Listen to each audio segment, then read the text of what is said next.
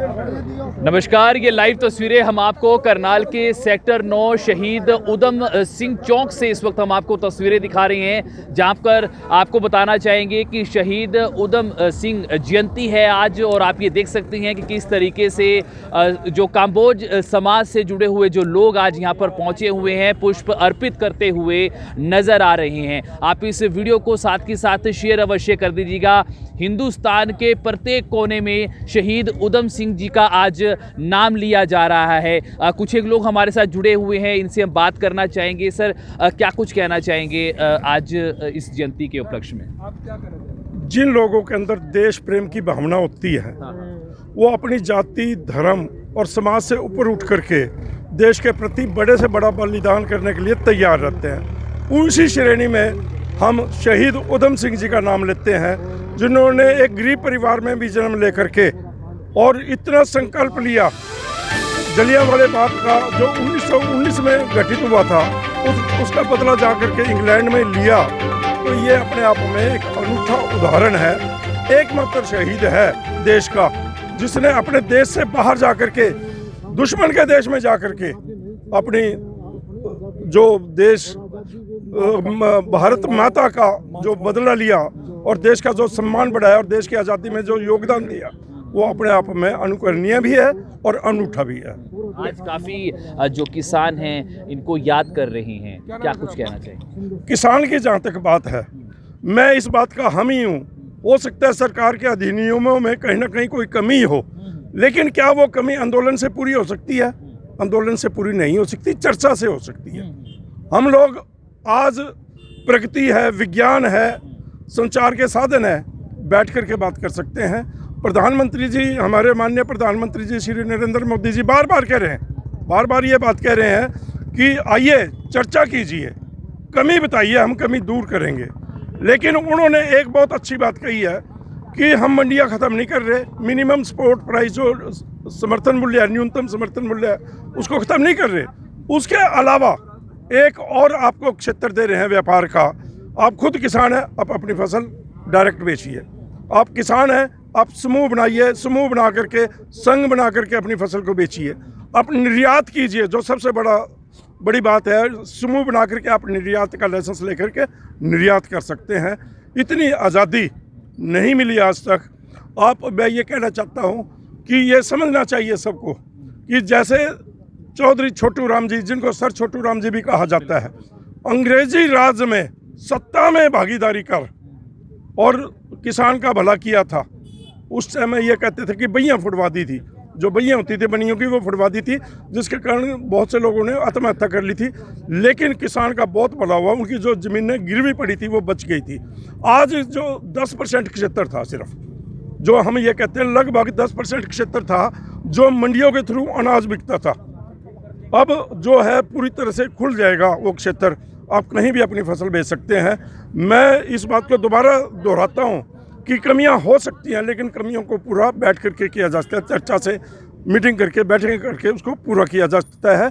आंदोलन कर करके, एक राजनीतिक रूप दे करके आंदोलन को जो आज कार्य कर रही है एक राजनीतिक पार्टी, वो उचित नहीं है। वो किसानों का भला करने की बजाय उनको आधार बना करके, उनको अपना वो एक किस्म से हथियार बना करके सरकार के खिलाफ एक राजनीतिक मूवमेंट छेड़े हुए है, जो कि उचित नहीं है। किसानों का नुकसान हो रहा है। किसानों का नुकसान तभी पूरा होगा जब वो प्रधानमंत्री जी द्वारा दिए गए जो भी अधिनियम है, जो आज की सरकार ने दी है, उन पर चर्चा करके, उनमें खामियां अगर कोई निकलती है उनको वो कर करके, जो मिनिमम सपोर्ट प्राइस की बात करते हैं, कांग्रेस वालों ने क्या दे दिया था? आज 70 साल हो गए, 50 में संविधान लागू हुआ, 2020 आ गया, 2020 तक मिनिमम सपोर्ट प्राइस ऐसे के ऐसा चल रहा है। कभी वो संवैधानिक दर्जा उसको नहीं दिया गया। दिया जा सकता है, बैठ के चर्चा करेंगे तो सब होगा। अब वो रूटीन में उसको छेड़ा ही नहीं जब प्रधानमंत्री ने और सुधार वाली बातें कह दी हैं, तो उसका भी सुधार हो सकता है। सारी बातें हो सकती हैं, लेकिन बैठ करके हो सकती हैं। उसको आंदोलन का रूप दे करके लोगों की भावनाओं से खिलवाड़ नहीं करना चाहिए। किसानों की भावनाओं से खिलवाड़ जो कर रही है कांग्रेस, ये उचित नहीं है। इसके साथ साथ मैं एक बात और जोड़ देना चाहता हूँ कि बहुत अच्छी तरह हमारे भाई जयप्रकाश ने इसको विवरण किया डिटेल में, परंतु मैं हम सब भाइयों से एक अनुरोध करना चाहते हैं कि जो आंदोलन है वो बहुत ज़्यादा उग्र रूप धारण किए हुआ है, परंतु हम जो समझदार लोग हैं, हम इतने समझदार लोग हैं, हमने जो अपनी मांगे हैं जो हमारी स्वीकार की जा रही हैं, बुद्धिता इसी में है, हमारी बुद्धिमानता कि हम इनको स्वीकार करें और जो बाकी आगे जो कुछ डिमांड हमारी रह जाती हैं उसको दोबारा से हम रख सकते हैं। कोई बंद थोड़े हो जाएगा, समय तो आएगा, फिर दोबारा फिर आएगा। तो हम इस समय जो समय की मांग है, जो इस प्रकार समाज में जो दूसरा वर्ग जो किसान वर्ग है वो बहुत दुखी है। आज समाज में जो किसान वर्ग है उनकी जो खेती का उत्पादन है बिल्कुल पिट गया है, बिल्कुल रो रहे हैं लोग कि उनकी जो सब्जियां बिक ही नहीं रही हैं। तो हमने उनका भी ध्यान रखते हुए आज वक्त की मांग है कि हमने वो समझौता कर लेना चाहिए, जो डिमांड जितनी हमारी पूरी है उनको मान लेना चाहिए, और बाकी अगर रह जाती हैं तो समय तो फिर भी आएगा, समय कोई बदल थोड़ी जाएगा। तो ये किसानों के लिए, हम सभी लोगों के लिए बड़ा लाभदायक होगा। और मैं राजकुमार आर्य जो आर्य समाज का प्रधान हूँ, उसके नाते हम किसान के हितैषी हैं, और किसान के हितैषी होने के नाते मैं सभी से भाइयों से, किसानों से अनुरोध करता हूं वो शीघ्र अति शीघ्र वार्ता करें और जितनी भी हमारी मांगे हैं उनको मनवा लें, और फिर दोबारा फिर हम आंदोलन कर सकते हैं। आप देख सकते हैं जी, आप बताइए जी बताइए। प्रधान जी करम सिंह।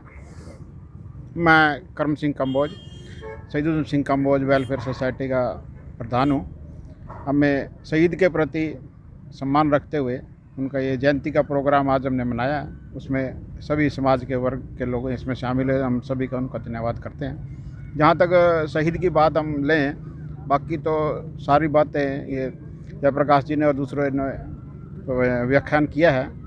जो आज़ादी का एक बिगुल है, पूर्ण आज़ादी का बिगुल, वो सिर्फ शहीद उधम सिंह जी ने बजाया है, जब उन्होंने इंग्लैंड में जा कर के जनरल डायल को मारा।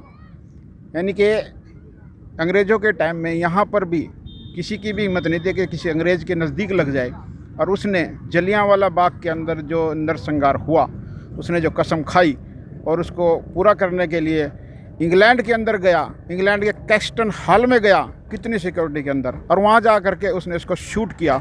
एक ऐसा मैसेज उसने छोड़ा कि पूर्ण आज़ादी छोड़नी पड़ेगी, यहाँ पर पूर्ण आज़ादी यहाँ हिंदुस्तान को देनी पड़ेगी, वरना एक भी अंग्रेज़ नहीं बचेगा। उसी मैसेज को लेकर के अंग्रेज़ों ने उसी दिन से सोच लिया कि अब हिंदुस्तान को छोड़ना ही पड़ेगा, और उसी प्रक्रिया में जो आगे जो हमारे नेता आए, जो शहीद हुए, क्रांतिकारी आए, उन्होंने अपने बलिदान दिए, लेकिन शुरुआत वो सिर्फ शहीद उधम सिंह जी ने वो डायर को मार करके की थी। अब हम जिस तरह आपने चर्चा की किसान के बारे में की है, किसान आंदोलन के बारे में की है, तो जो भी कोई आंदोलन है, अगर हम उसकी एक व्याख्या करें या ये सोचें क्या शहीदों ने इसलिए मारा, कोई आज़ाद कराया था, क्या शहीदों ने इसलिए ये किया था कि आंदोलन होगा, सड़कें रोकी जाएंगी, दिल्ली जाम होगा। अगर कोई विरोध है तो विरोध के और भी बहुत सारे तरीके हैं, उनको अपनाया जा सकता है, जनता को दुखी करके नहीं। अगर हम विरोध करते हैं, जनता परेशान है, तो ये नहीं होना चाहिए। जो आंदोलन है, आंदोलन के करने के बहुत सारे रास्ते हैं। नेता लोग हैं, किसी भी पार्टी का अगर है और नेता है, डिस्ट्रिक्ट लेवल पे हैं, आप उनके वहाँ भी धरना दे सकते हैं ताकि आम जनता परेशान ना हो। एक सरकार के पास मैसेज उनके जो सरकार के जो नुमाइंदे हैं, वर्कर हैं, उनके थ्रू भी जा सकता है।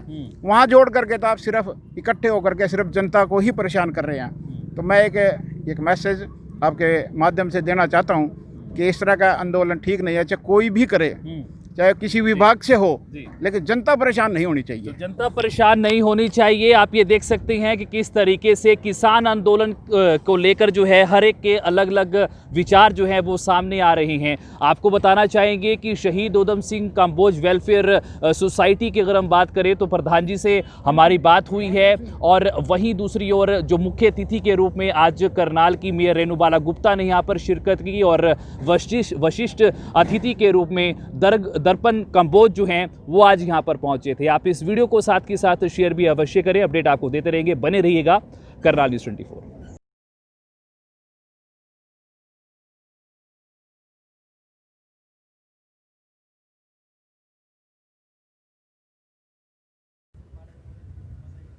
नमस्कार, इस वक्त हम मौजूद हैं हरियाणा के करनाल जिले के न्यायपुरी मकान नंबर 59 में, यानी कि 59 मकान नंबर में इस वक्त हम मौजूद हैं और आपको बताना चाहेंगे कि मात्र 12 साल के बच्चे ने आज क्या किया है। आप इस वीडियो को अंत तक देखिएगा। उन पेरेंट्स के लिए ये वीडियो है जो पेरेंट्स उनके मन में ये सोच होती है कि हमारा बच्चा भी कहीं ना कहीं आगे जाएगा, लेकिन वो हार जाते हैं। लेकिन इस परिवार ने एक ऐसे बच्चे का साथ दिया जो जिसकी उम्र 12 साल बताई जा रही है, 7वीं में वो बच्चा पढ़ता है और आज जूनियर घुड़सवार के अंदर जो है इस बच्चे ने 3 गोल्ड हासिल किए हैं। जी हाँ, आपने बिल्कुल सही सुना है, 3 गोल्ड हासिल करना आसान बात नहीं होती।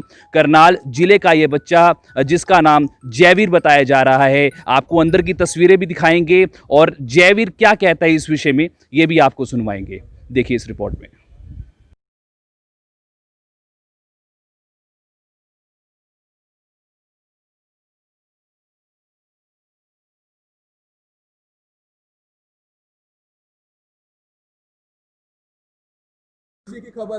नमस्कार, ये तस्वीरें हम आपको दिखा रहे हैं करनाल के न्यायपुरी की और आपको बताना चाहेंगे कि मात्र 7 साल के बच्चे ने एक घुड़सवारी में बहुत ही अच्छा नाम कमाया है। इस बच्चे ने 3 मेडल जो है हासिल लिए हैं, 3 गोल्ड मेडल जो है इसने हासिल किए हैं। आप इस वीडियो को साथ के साथ शेयर भी करें। आप ये देख सकते हैं कि किस तरीके से जैसा नाम वैसा काम। जयवीर जो है इस बच्चे का नाम बताया जा रहा है जो कि मात्र 7वीं क्लास में पढ़ता है। जी हाँ, 7th क्लास में बच्चा पढ़ता है। करनाल के न्यायपुरी का रहने वाला है जयवीर मक्कड़।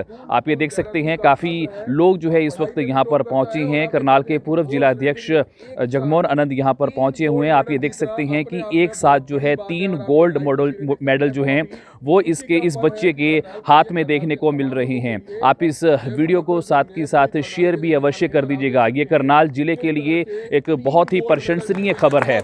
आप ये देख सकते हैं कि खुशी का माहौल आप देख सकते हैं कि किस तरीके से यहाँ पर जो है इस बच्चे को सम्मानित किया जा रहा है। और आपको बताना चाहेंगे कि पिछले काफ़ी 4 से 5 साल हो चुके हैं जयवीर को, जो कि पिछले काफ़ी दिनों से घुड़सवार की जो पहले ट्रेनिंग लेता है और फिर उसके बाद जो है गोल्ड मेडल जो है ये विजेता है। और आप इस वीडियो को साथ के साथ शेयर भी करें, बात करना चाहेंगे।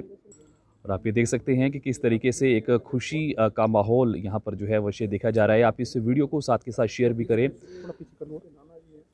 जयवीर से बात करना चाहेंगे, क्या कुछ कहना चाहिए? कि थैंक यू। काफ़ी लकी था मैं भी और बहुत टाइम से प्रैक्टिस कर रहा था इन मेडल्स के लिए और बस वही था। कितना समय हो गया बेटा आपको इसमें? इस गेम में 5 साल हो गए मुझे तब, और नेशनल्स में लास्ट 3 इयर्स से खेल रहा हूँ। कहाँ पे हुआ था बेटा? ये दिल्ली में, दिल्ली कैंट आर्मी पोलो रेस कोर्स। ओके, तो अभी आप कहाँ पढ़ते हैं? अभी मैं दून स्कूल देहरादून पढ़ता तो ये प्रेरणा आपको कहाँ से मिली? हूँ। स्पोर्ट की इंस्पिरेशन कहाँ से मिली आपको? पहले काफ़ी छोटा था जब मैंने स्टार्ट करी थी और तब से बहुत अटैच्ड हो चुका हूँ हॉर्सेस से। हाँ, तो आगे आपका क्या गोल रहेगा? आगे ट्राई करना चाहता हूँ इंडिया को रिप्रेजेंट करने के लिए। ओके, ट्राई तो करूँगा, देखते हैं। तो अभी उम्र क्या है आपकी? 12 years old। क्या नाम है आपका? जयवीर मक्कड़। तो आप ये देख सकते हैं जयवीर मक्कड़, मात्र 12 साल इनकी उम्र है और किस तरीके से जो है गोल्ड मेडल जो है इस बच्चे ने हासिल किया है। आप इस वीडियो को साथ के साथ शेयर भी करें। परिवार के और भी लोग हैं जो इनके पिता हैं, उनसे भी हम बात करना चाहेंगे। सर आप बताएं सर, क्या कुछ कहना चाहेंगे, कितना समय हो गया जयवीर को इस गेम में? जयवीर को ऑलमोस्ट 5 years हो गए इस गेम में ट्रेनिंग लेते हुए। तो इसकी रूटीन की ट्रेनिंग चंडीगढ़ में होती है और बीच में गुड़गांव भी ये ट्रेनिंग के लिए जाता है। तो कर्नल सर प्रताप के अंडर ये ट्रेन करता है और प्रदीप सिंह हैं गुड़गांव में जिनसे ये ट्रेनिंग लेता है। प्रेरणा किसने दी थी इसको? प्रेरणा ये शुरू से ही एनिमल से अटैच था, इसके नाना ने पढ़ता रहा। तो ये तीसरी बार ये नेशनल खेला है। तो पहले 2 बार नेशनल में कोई मेडल नहीं था, पर 4th पोजीशन थी भोपाल में। पर अब we were lucky that we got gold. Parents का बहुत सहयोग होता है बच्चे को शिखर तक पहुंचाने का, आपका कितना सहयोग रहा? मैं इसके साथ ही था शुरू से। 21st से गेम शुरू थे, बट हम मिड नवंबर से ही गुड़गांव चले गए थे फॉर हिज ट्रेनिंग। तो वहाँ पे ट्रेनिंग करा कर फाइनल दिन के लिए तैयारी करी एंड वी गॉट गोल्ड। काफ़ी मेहनत की होगी। जी 3 दफ़ा ट्रेनिंग करता है दिन में गेम से पहले। तो अन्य पेरेंट्स को क्या मैसेज देना चाहेंगे? बस जिस बच्चे का जिसमें इंटरेस्ट है उसको उसका पैशन है, दे शुड प्रमोट। काफ़ी खुशी है आज आपको। बहुत खुश हूँ मैं, बहुत खुश। क्या नाम है सर आपका? पुनीत मक्कड़। तो आप ये देख सकते हैं कि इस तरीके से जो जयवीर के जो फादर हैं, एक खुशी का माहौल उनमें भी देखा जा रहा है। पूर्व भाजपा जिलाध्यक्ष जगमोहन जी से बात करना चाहेंगे। सर, क्या कुछ कहना चाहेंगे? आपके ज़िले से एक जब बच्चा 3 गोल्ड मेडल लेकर आता है तो खुशी बहुत देखी जाती है। ये देखिए, इसमें आज बहुत खुशी का माहौल है और जयवीर ने जो काम किया है, एक नहीं 3 गोल्ड अंडर 14 के अंदर घुड़सवारी के अंदर लाना छोटी बात नहीं है। मैं अपनी ओर से, अपने परिवार की ओर से, करनाल जिला भारतीय जनता पार्टी की ओर से, माननीय मुख्यमंत्री जी की ओर से, माननीय सांसद महोदय की ओर से भी जयवीर जी को, पुनीत जी को, हरीश मक्कड़ जी को और करनाल की समस्त जनता की ओर से भी शुभकामनाएं देता हूं कि जो करनाल का नाम उन्होंने रोशन किया है, इसी प्रकार से आगे वो पूरे देश का, पूरे समाज का और अपने परिवार का नाम रोशन करते हुए अपने देश के लिए और गोल्ड मेडल जीतेंगे। ऐसी मैं शुभकामनाएं जयवीर जी को देता हूँ। जब इस प्रकार के बच्चे हरियाणा जिले में देखे जाते हैं तो सरकार की क्या प्राथमिकताएं रहती हैं? नहीं, देखिए, हमारी सरकार खेलों को बढ़ावा दे रही है और खेलों को बढ़ावा देने के लिए हमने जो खेल मंत्री है अपना, वो भी स्पोर्ट्स से लिया हुआ है। जो हॉकी के कैप्टन है उनको अपना खेल मंत्री बनाया हुआ है। तो सरकार की प्राथमिकता है कि खेल की प्रतिभाओं को पहचानने वाले व्यक्ति को ही जिम्मेवारी दी जाए और वो लोग जो बच्चों को जो चीज़ वो खेल को वो समझ सकते हैं, वो नॉर्मल पॉलिटिशियन नहीं समझ सकता कई बार। तो माननीय मुख्यमंत्री जी ने खेल के लिए ऐसी प्रतिभा को चुना जो खुद अपना हॉकी के कैप्टन रहे हैं। तो सरकार अपने प्रयास करती है, लेकिन बच्चे का अपनी मेहनत वो आगे उसको लेके जाती है और जिस प्रकार से मेहनत, आज 3 गोल्ड मेडल छोटी बात नहीं है, वो आज बच्चा लेकर के आया, तो हम उसका उत्साह बढ़ाने के लिए यहाँ पर आज आपके बीच में हैं। आज मैं आपके सब लोगों की ओर से उनको शुभकामनाएं देता हूँ। अक्सर देखा जाता है कि जो पेरेंट्स होते हैं वो कहीं ना कहीं उनके मन में ये बात रहती है कि हमारा बच्चा आगे जा पाएगा या नहीं जा पाएगा, तो उन्हें क्या संदेश देना चाहेंगे? नहीं, देखिए, बच्चे की जो प्रतिभा है, बच्चे को आगे बढ़ना चाहिए। बच्चे को अगर खेल में रुचि है तो उसको अपना बैकअप करने के लिए, जिस प्रकार से पुनीत जी ने बताया, उनके नाना जी ने स्पोर्ट बताई, उनके दादाजी ने स्पोर्ट बताई, तो ये परिवार की एक स्पोर्ट रहती है। बिना परिवार की बैकअप से कोई भी बच्चा आगे नहीं बढ़ता। जब तक परिवार का साथ है, माँ बाप का साथ नहीं है, तो बच्चा आगे नहीं बढ़ सकता। तो बच्चे को माँ बाप अगर साथ दें और उसको पुशअप करते रहें और आगे बढ़ने के लिए और प्रयास किया जाए तो निश्चय ही वो प्रतिभाएं, देखिए, कोई भी माँ के पेट से अपना बड़ा खिलाड़ी बनकर के नहीं उभरता। चाहे हमारी देश की प्रतिभाएं, आप सचिन तेंदुलकर को देखें जिन्होंने आज पूरे विश्व में नाम रोशन किया है, लेकिन उन्होंने भी प्रैक्टिस से, अपनी जो लगातार प्रैक्टिस की है उससे आज उन्होंने वो मुकाम हासिल किया है। और मैं जयवीर से भी यही उम्मीद करता हूँ कि प्रैक्टिस से एक दिन वह पूरे देश का नाम जो है विश्व में रोशन करेगा। पूर्व जिला अध्यक्ष थे और वहीं दूसरी ओर मलिक साहब जुड़े हुए हैं। मलिक साहब, क्या कुछ कहना चाहेंगे जब आपके ज़िले से इस ऐसे होनहार बच्चे जब आगे आते हैं? जयवीर शुरू से ही जो बच्चा है वो उसका माइंडसेट था कि कुछ ना कुछ स्पोर्ट्स में जाना है, क्योंकि उसके ग्रैंडफादर बैडमिंटन के प्लेयर हैं हरीश जी, उसका फादर पुनीत जिम में काफ़ी इंटरेस्ट लेते हैं, वो भी स्पोर्ट्समैन के परिवार से ही था। तो मुझे लगता है कि नेशनल लेवल पे तो 3 अवार्ड्स ले ही चुका है गोल्ड, और अब मुझे लगता है कि जो पोलैंड में इंटरनेशनल लेवल पे हम उम्मीद करते हैं जैसे जैसे जयवीर की थोड़ी एज बढ़ेगी तो इंटरनेशनल लेवल पे हम अगली कॉन्फ्रेंस उस लेवल पे करेंगे, और ये उम्मीद है हमेशा के लिए रहेगी नंबर 1। Thank you. मैसेज क्या देना चाहेंगे दूसरे पेरेंट्स को? ऐसे बच्चे सभी के रेयर होते हैं, खैर जो भी है उम्मीद करें किसी ना किसी स्पोर्ट्स में डालें। सभी बच्चों को अपने यही इंटरेस्ट लें कि स्पोर्ट्स में बच्चे जाते हैं तो हर चीज़ से, ड्रग्स से, हर चीज़ से है। नॉर्मली पुनीत हर चीज़ से, जो आप सवाल कर रहे थे हमारे जगमोहन जी से, वो बड़ा अच्छा सवाल था। तो इनकी फैमिली में ऑलरेडी ये चीज़ें नहीं हैं, तो आगे उम्मीद है कि बच्चा भी राइज करेगा, और क्योंकि ऑलरेडी फैमिली को देख के आगे चलता है। Thank you. ये आप देख सकते हैं कि इस तरीके से हर एक भी चेहरे का एक जो चेहरे की खुशी आप देख सकते हैं। आप इस वीडियो को दोस्तों साथ के साथ शेयर अवश्य कर दीजिएगा। हरियाणा के करनाल ज़िले से इस वक्त हम आपको तस्वीरें दिखा रहे हैं जहां पर मात्र 7th में पढ़ने वाला 12 साल के बच्चे ने 3 गोल्ड मेडलिस्ट जो हैं वो हासिल किए हैं। अपडेट आपको देते रहेंगे, आप इस तरीके से बने रहिएगा। करनाल न्यूज़ 24।